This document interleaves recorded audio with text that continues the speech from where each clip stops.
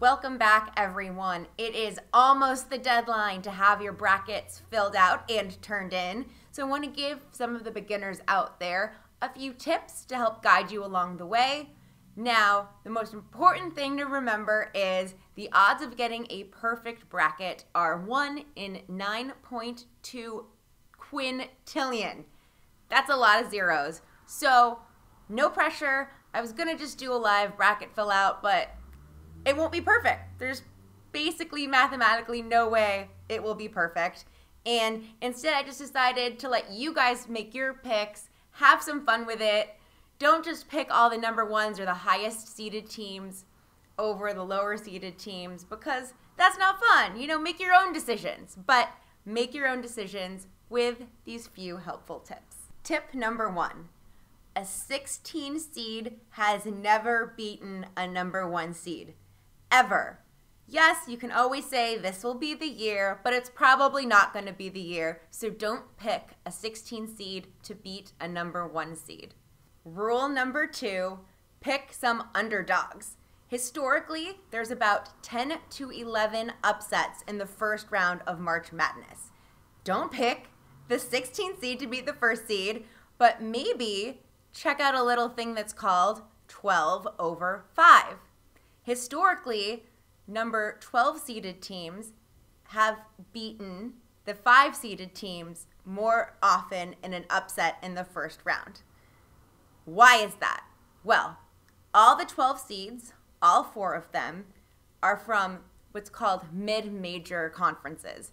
So some of your smaller conferences, not as competitive as, say, Big Ten or ACC.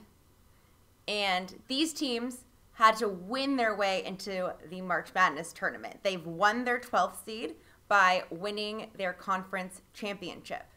What about the 5 seed? The 5 seed are teams from the major NCAA Division I conferences. So they're more middle of the road teams, so they're not the best team in their conference. They didn't have to win to get there. So that's why these 12 seed teams often have a lot of momentum. They figured out their play, they figured out how to work together, and their system is in place. So usually that momentum can bring them to the next level, to that second round. My 12 over 5 upset pick is New Mexico State over Clemson.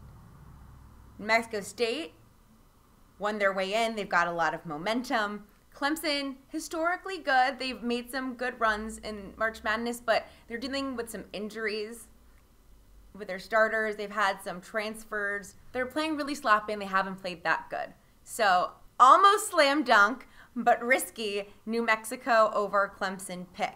My 12 over 5 pick. You can make your own. One game that will be really fun to watch is number 12 Davidson playing number 5 Kentucky. Now, Kentucky has an amazing basketball program, but Davidson did win their way in. They were sort of a sleeper surprise win in their conference. There's no way they would have made this tournament had they not won their conference tournament. And, you know, Steph Curry played there. So they're really good shooters. It's a fun team to watch. I think this matchup will be great. I wouldn't bet my life savings on it, or frankly, like $5, but I think that's an interesting place for an upset and for upcoming rule number 3. Rule number 3 is be risky. Again, you're never going to have a perfect bracket, so don't try. And yes, oftentimes the number 1s go the deepest, and they really are the best teams. It's a little something we call chalk picks. Chalk is just sort of the obvious, easy pick because chalk picks are like the best team is going to win, right? So in the first round, a chalk pick would be all of the number 1 teams beating the 16th seed.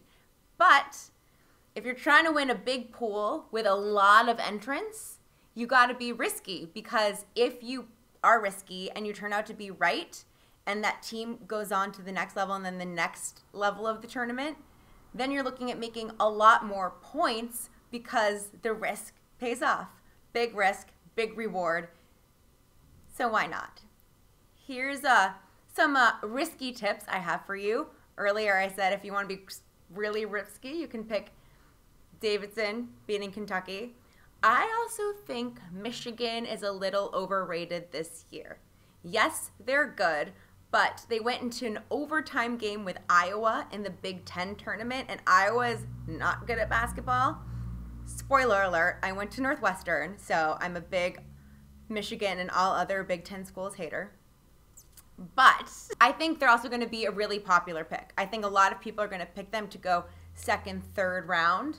So if you want to be a little contrarian and have a different team going deep, I think Michigan's probably winning the first round, but maybe you have them losing in the second round. And that way, people who have Michigan going deep will lose if Michigan loses, and then you swoop in and steal those points from them. So be risky, play a little contrarian, but don't play stupid.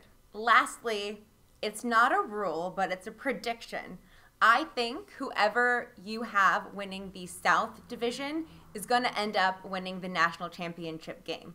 So that could be Virginia, that could be Arizona, that could be Kentucky, who may lose to Davidson, but I think that's such a strong conference, and a lot of people have Virginia winning and going all the way. I believe last time I checked online, it was the most common pick for winning the tournament in like the high 20 percentages.